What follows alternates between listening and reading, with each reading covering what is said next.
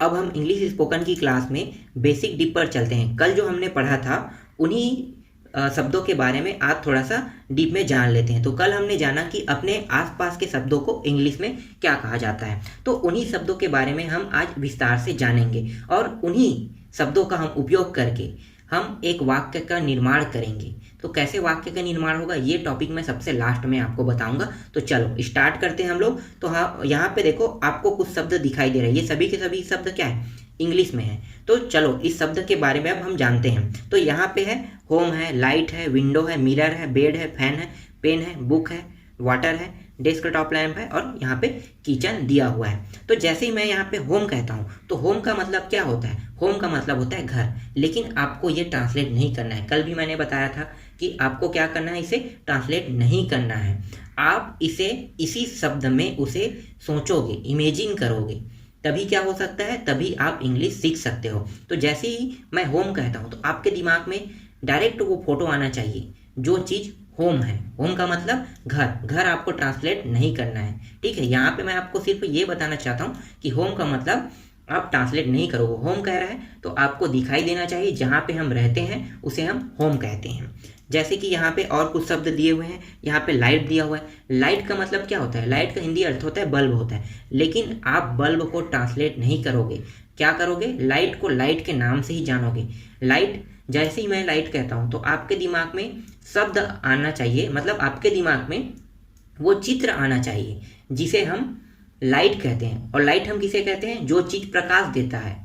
घरों में लगा हुआ होता है, बाहरों में लगा होता है, कई जगह लगा होता है। जो प्रकाश देने वाली वस्तु है उसे हम क्या कहते हैं, लाइट कहते हैं। जो इलेक्ट्रिसिटी से चलता है, समझ में आ रहा है मेरी बात, मैं क्या कहना चाह रहा हूँ। तो आपको उसे लाइट के नाम से जानना है, ना कि बल्ब के नाम से। समझ में आ गया। चलो आगे बढ़ते हैं। यहाँ पे और कुछ शब्द है। विंडो है। विंडो का मतलब क्या है भाई, जिससे आप बाहर देखते हो उसे हम क्या कहते हैं, विंडो कहते हैं। इसी तरह से यहाँ पे मिरर है। मिरर का अर्थ होता है दर्पण होता है। तो दर्पण आप नहीं कहोगे, इसे क्या कहोगे, मिरर। और मिरर में हम क्या करते हैं, मिरर में हम अपनी शक्ल को देख सकते हैं। आप कुछ चीज़ों को इस तरह से जानो कि उनका इमेजिन करो, लेकिन उसे ट्रांसलेट मत करो, तभी क्या होगा, आप इंग्लिश सीख पाओगे। और यहाँ पे कुछ शब्द हैं जैसे कि बेड है, फैन है। आपके दिमाग में शब्द आना चाहिए। मैंने फैन कहा तो क्या चीज़ है फैन का मतलब, फैन का मतलब है जो हमें हवा देता है, हमारे घरों में लगा हुआ रहता है और वो हमें हवा दे रहा है, उसे हम फैन कहते हैं। इसी तरह से यहाँ पे पेन है। पेन को हम इंग्लिश में ही बोलते हैं, संबोधित करते हैं। तो पेन को आप समझते हैं कि पेन, जैसे मैंने कहा तो आपको समझ में आ गया। पेन का मतलब होता है कलम होता है, लेकिन फिलहाल हम इसे पेन के नाम से अक्सर बोलते हैं। तो आपके दिमाग में डायरेक्ट छप रहा होगा कि पेन क्या चीज़ है जिसे हम लिखते हैं, वो डायरेक्ट छप जाता है। जो चीज़ जिस नाम से आप जानते हो ना, वो चीज़ बहुत तेज़ी से आपके दिमाग में आ जाता है। कि जैसे मैंने पेन कहा तो आपको पता चल गया कि हाँ ये पेन है। इसी तरह से बुक, बुक भी कहा तो आपको समझ में आ जाए, क्योंकि आप पुस्तक भी बोलते हो बुक भी बोलते हो। तो बुक कहता है तो आपको पता चल जाता है, आप उसे ट्रांसलेट नहीं करते हो। बुक जैसे मैंने कहा तो क्या आपने उसे ट्रांसलेट किया, नहीं किया ना। आपके दिमाग में क्या छपा, बुक छपा, बुक का चित्र छपा आपके दिमाग में, तो आपने उसे ट्रांसलेट नहीं किया। इसी तरह से आपको उन शब्दों को जानना है, और जब तक के आप उस शब्दों को ट्रांसलेट करते रहोगे तब तक कि आप नहीं सीख पाओगे। इसीलिए आपको उसे ट्रांसलेट नहीं करना है, आपको सिर्फ उन्हीं नामों से जानना है जिन्हें हम इंग्लिश कहते हैं। तो इंग्लिश के शब्दों में ही आपको जानना है। इसी तरह से यहाँ पे वाटर, जैसे मैंने वाटर कहा तो आपको डायरेक्ट दिखाई देना चाहिए, क्या दिखाई देना चाहिए, पानी।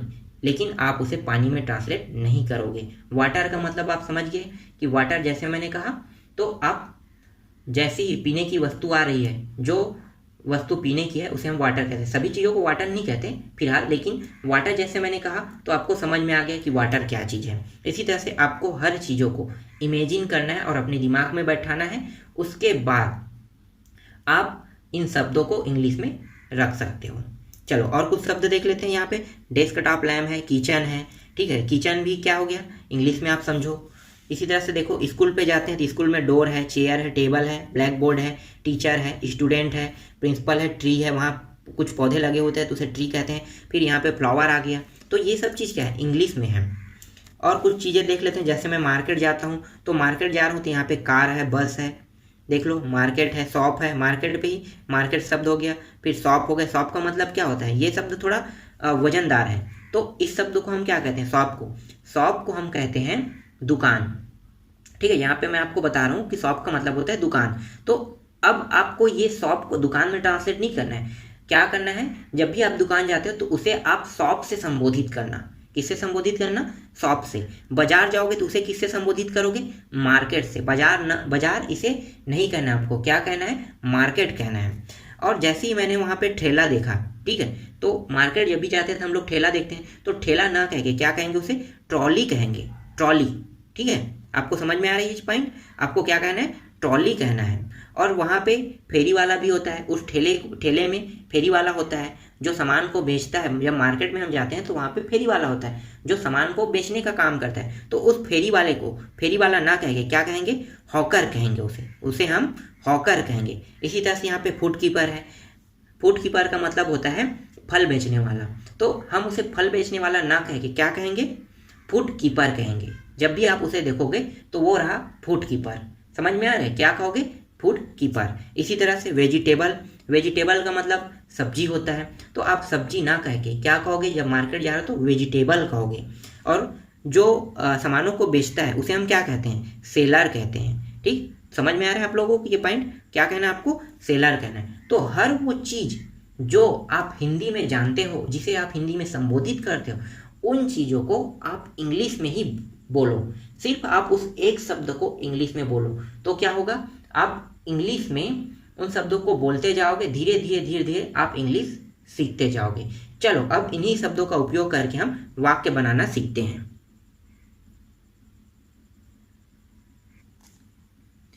यहाँ पे मैं ले लेता हूँ एक शब्द होम। होम का उपयोग करके मैं एक वाक्य बनाऊंगा। तो उस वाक्य को कैसे बनाना है, तो ये चीज़ आप यहाँ पे देख लो। जैसे कि मैं यहाँ पे होम कहा, तो होम बस शब्द क्या रहेगा? अंग्रेजी में रहेगा। और बाकी चीज़ों को मैं किस में बोलूँगा? हिंदी में। जैसे कि एग्जाम्पल आप समझो, ठीक है, ING मैं एग्जाम्पल के रूप में आपको दे रहा हूँ एग्जाम्पल। और मैं कौन से शब्द का उपयोग कर रहा हूँ? होम का। तो होम शब्द के उपयोग करके हम एक वाक्य बनाएंगे। तो उस वाक्य को देखो, यहाँ पे मैं लिख रहा हूँ, वह होम अच्छा दिखाई दे रहा है।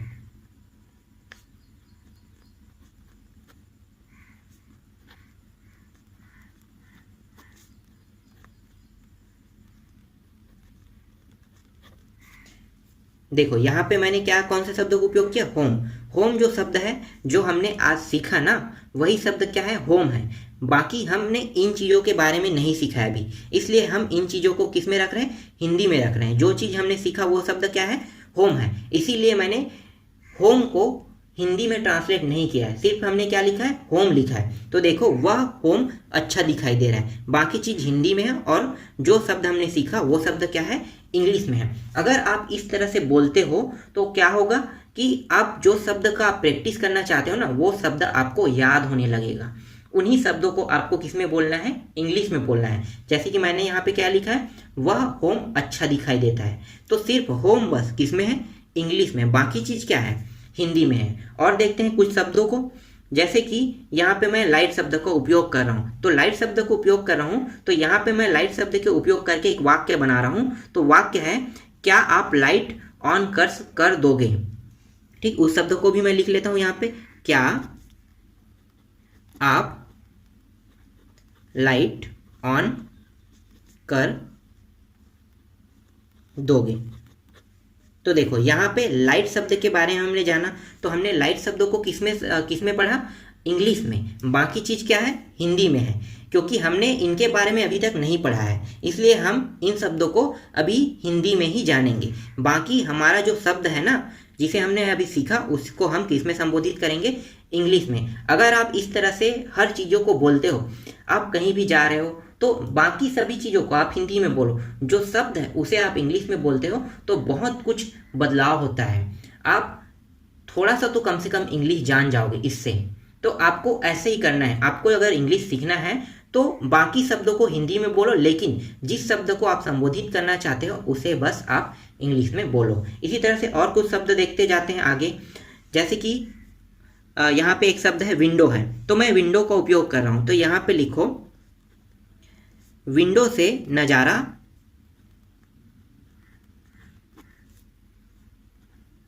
बहुत अच्छा दिखता है।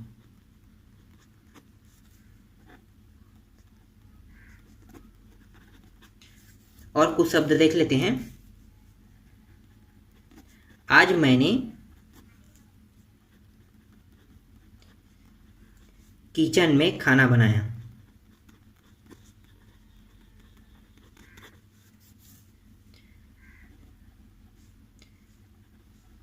टीचर ने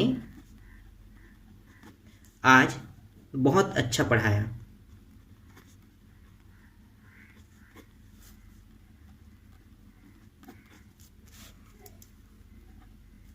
प्रिंसिपल के पास चलते हैं।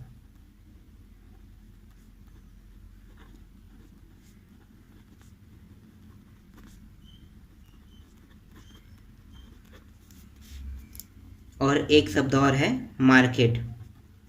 ठीक है, मार्केट का मैं उपयोग कर रहा हूं, तो मार्केट से कुछ खरीद कर लाते हैं। तो देखो बाकी सब चीज किसमें है, हिंदी में है, लेकिन जो शब्द मुझे संबोधित करना है वो शब्द किसमें है, इंग्लिश में है। तो आपको इसी तरह से उन शब्दों को संबोधित करना है और उन्हीं शब्दों को संबोधित करते करते आपको ये शब्द याद होने लगेगा, और यही मेन पॉइंट है। इस तरह से आज का वीडियो यहाँ पे हम कंप्लीट करते हैं।